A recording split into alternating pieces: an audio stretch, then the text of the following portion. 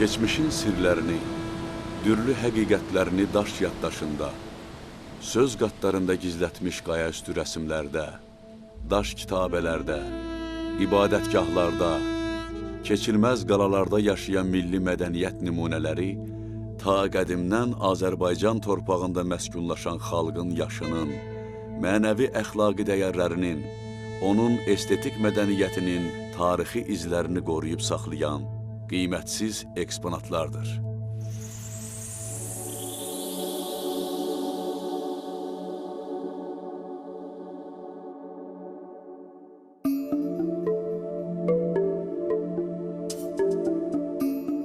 Əlverişli təbii coğrafi şəraitə malik olan Azərbaycan, ibtidai insanın formalaşdığı ərazilərdəndir.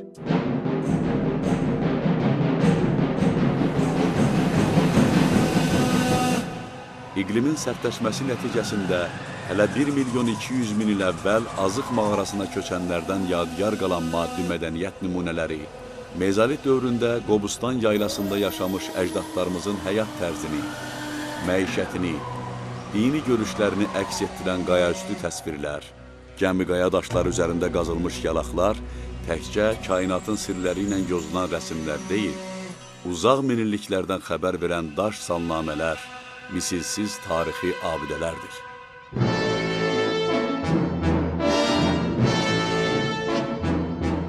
Azərbaycan hələ qədim zamanlardan oda tapınan insanların ziyarət mərkəzlərindən biri olub.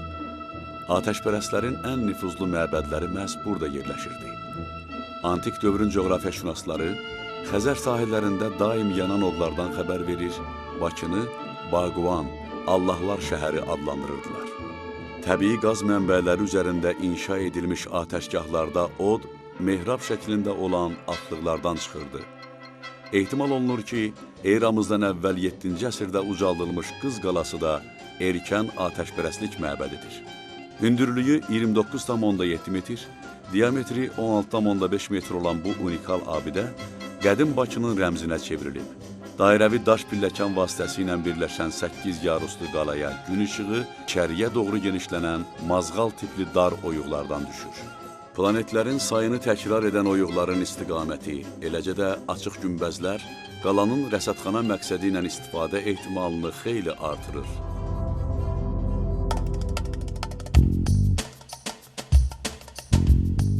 Şəkinin Kiş kəndindəki Yelisey məbədi, qədim və orta əsr Azərbaycan memarlığının inciləri, Alban abidələrinin anası sayılır. Xristiyanlığın rəsmən qəbulundan xeyli əvvəl, hələ eramızın 1-ci əsrində bütpərəstlik ibadətgahı yerində Apostol Faddeyin şagirdi, müqəddəs Yelisey tərəfindən əsası qoyulan məbəd, Qafqaz Albaniyasında ucaldılan ilk xristiyan kilsəsidir. Həmin dövrdə Tərtər çayı sahilində tikilmiş Xudavənd, 13-cü əsrdə Ağdərədə ucaldılmış Gəncəsər, eləcə də 1836-cı ildə Rusiya sinodunun rəsmi qərarı ilə müstəqilliyi ləğv olunmuş Alban Apostol kilsəsinin digər abidələri hal-hazırda işğal edilmiş Azərbaycan ərazilərində yerləşir və Erməni Qırqaryan kilsəsi tərəfindən özününküləşdirilir. Əsrlər ötür, qərinələr dəyişir, bir-birini əvəz edən dini təsəvvürlər xalqın dünya görüşünü formalaşdırır, onun mədəni irsinə yeni töhfələr bəxş edirdi. Şirvanşahların 15-ci əsrdə Bakıda ucaltdıqları saray kompleksi, İslam mədəniyyətinin təkrarsız nümunəsi kimi bugün də dünyanın nadir incilərindən sayılır. İçəri şəhər və Qız qalası ilə yanaşı UNESCO tərəfindən himayə olunur. Sarayın hündür portallı və minarəli, günbəzlə tamamlanan binaları, üç tərəfdən çatma tağlarla əhatələnən yüksək özül üzərində qurulmuş 8 guşəli divanxanası, Memar Əlinin 1436-cı ildə inşasını sona çatdırdığı Şirvanşahların ailəvi məqbərəsi, ucaltdığı saray məscidi, ciddi, lakanik formaları, ornament və kitabələrin incə, həcmli oyma təsvirləri daşın məharətli hörgüsü ilə diqqəti cəlb edir. Saray kompleksinin cənub hissəsində yerləşən Dərviş türbəsi Sufi alimi Seyyid Yəhya Baküvinin məqbərəsidir. Qədim karvan ticarət yolu üstündə tikilmiş Pir Hüseyin xanəgahı burada uyuyan digər sufi aliminin adı ilə bağlıdır və Mərəzə yaxınlığında qayalara söykənən Diri Baba türbəsi kimi bugün də insanların inanc yerlərindəndir. 1162-ci ildə Əcəmi Əbu Bəkiroğlu tərəfindən Yusif Hüseyroğlunun adına tikilən məqbərə, toy çadırı tək zərifliyi ilə seçilən Möminə Xatun türbəsi, Naxçıvan Memarlıq Məktəbinin tacı kimi göylərə ucalan Qarabağlar, Araz vadisində qərarlaşan Gülüstan yüksək sənətkarlıq nümunələridir.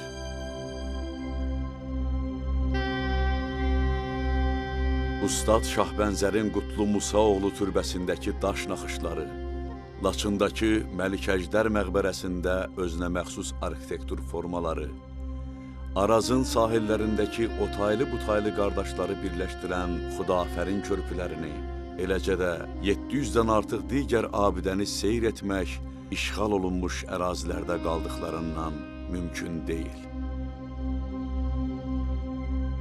Uzaq tarixdən xəbər verən bu daşlar, hələ Plini və Ptolemeyin Qalalar şəhəri adlandırdıqları qədim Qəbələnin yadigarıdır.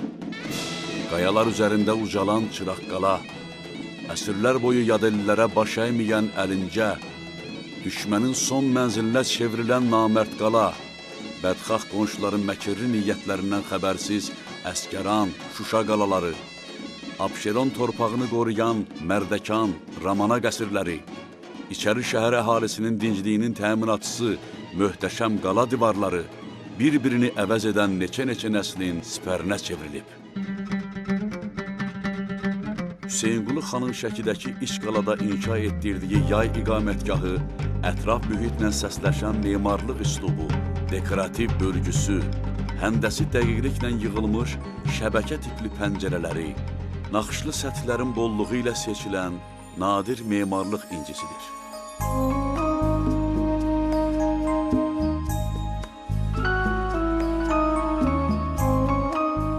Qoca Şərqin qapısı, qədim ticarət yolları üstündə yerləşən qonaqpərvər Azərbaycanın giriş darvazaları, karvansaralar.